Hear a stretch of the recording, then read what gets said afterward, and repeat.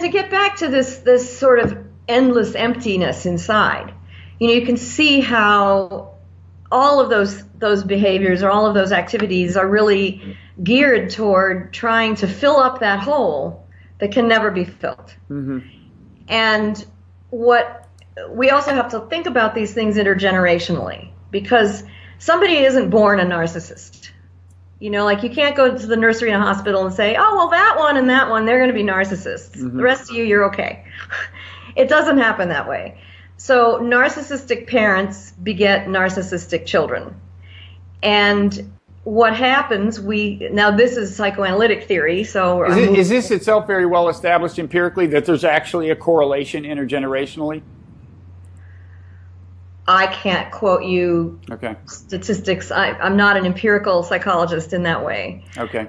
But, I mean, clinically and anecdotally, we certainly see that if what generally comes to light eventually over the long term with someone who's even remotely amenable to some kind of therapy, which requires a great deal of patience and empathy on the part of the therapist, because this person underneath is so fragile and so willing to just see things as criticism. Mm-hmm. So you have to be really treating them with kid gloves. And the whole realm of psychoanalysis called self-psychology actually specializes in the treatment of narcissistic personality, which Freud thought you couldn't do because you couldn't establish enough of a relationship to work it. So it's been shown through self-psychology clinical work that you can treat someone who's narcissistic, but it takes a long time, and it takes a lot of being very warm, kind, and supportive and empathetic to this person, not to their behaviors now, but toward what it felt like inside to be them. And it's theorized that, all of us come into the world, in some sense, the world is us, we are the world. There's not a lot of differentiation between ourselves and the parent who's nursing us. We are just, it's all part of us. And we're omnipotent. And when we're hungry, we cry and magically the food appears.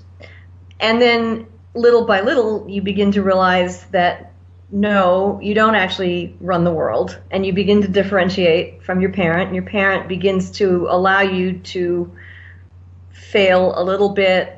But there's this critical period around age like 9 months to 2 years or so, maybe 18 months, where the baby deserves to be applauded.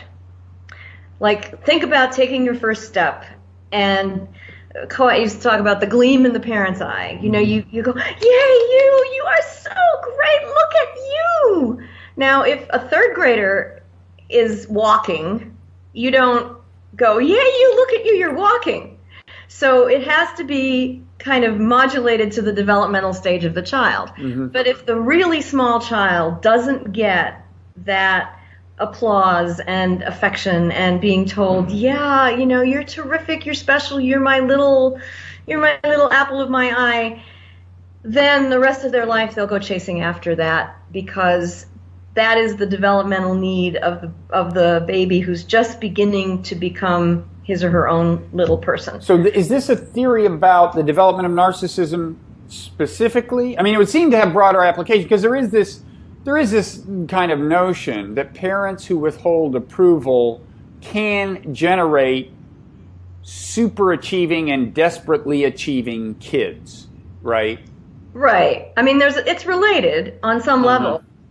I mean, if you're only loved for your performance, for your grades, for your athletic prowess, and you're not loved for who you are, that sets up someone to actually be more identified with what they do in the world than just being able to be themselves. Mm-hmm. And, woe to the child who's born to, say, an athletic family that goes back generations with trophies, or an artistic family, and you're just not that thing naturally. Especially if you have older siblings who are, or younger siblings who are.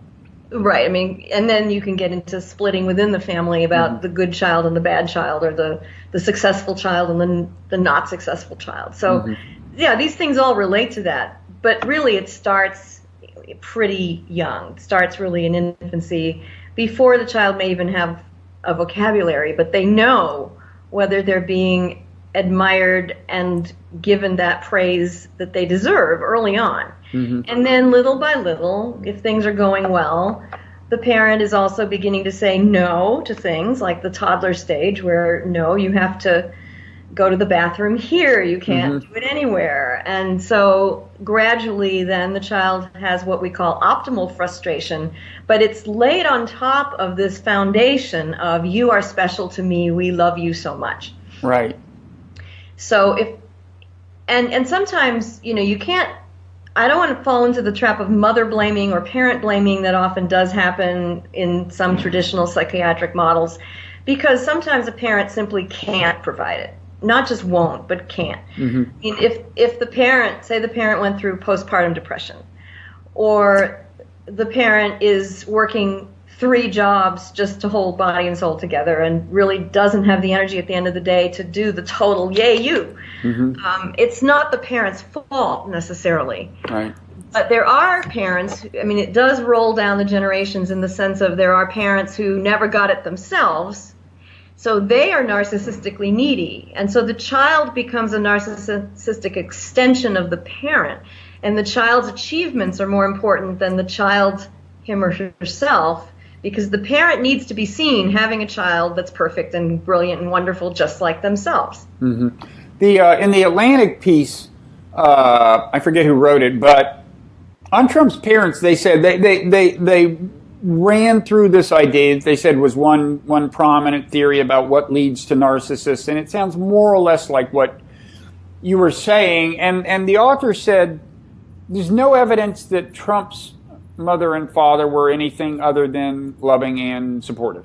Now, and I don't know much about it. There is one striking anecdote about his father that comes from Ivana, Trump's, I guess, first wife, and she said, I think it's in her book or something, when Trump brought her to meet the father and maybe the family, they went out to dinner, and the Trumps, Donald Trump said, I'll have the steak, and I guess the father said, I'll have the steak, and she said, I'll have the fish. And I think I read this story. And Trump's father said, no, she'll have the steak. And Ivana said, no, I really want the fish. And he said, no, she's having the steak.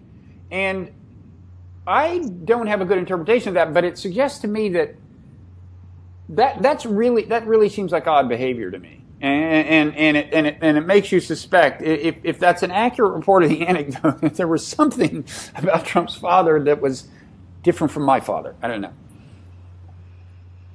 Well, I mean, you already have, in any case, with someone who's brought up in a family business, often there are dynamics between, especially a father and a son who's expected to carry on that family business and succeed in that family business. Mm-hmm.